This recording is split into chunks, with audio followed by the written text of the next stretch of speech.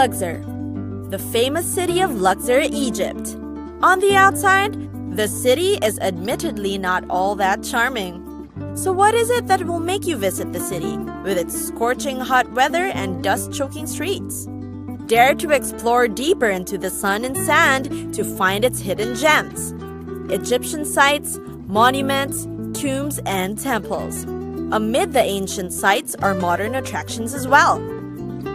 First is the Temple of Karnak. It's a massive ancient site that has several different temples that are dedicated to specific gods.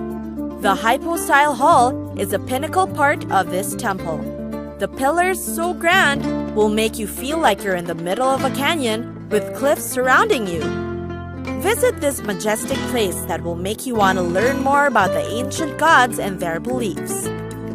Next is the Temple of Luxor, a rather easily accessible place right at the center of town.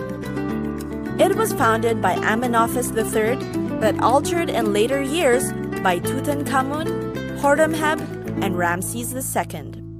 The secret is to pay a visit at night, as you will see the illuminated yellow lights that paint nicely on the ruins and statues. It's a calm and curious place to sit by and hang out, or watch the people or little children playing.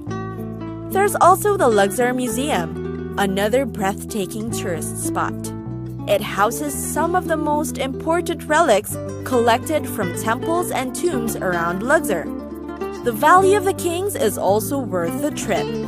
You can access it from across the Nile from Luxor. It's tucked beneath a barren mountain, and you will see its top like a triangular pyramid. The valley is hollowed out like an anthill. Buried beneath it are some of the most legendary pharaohs of ancient Egypt.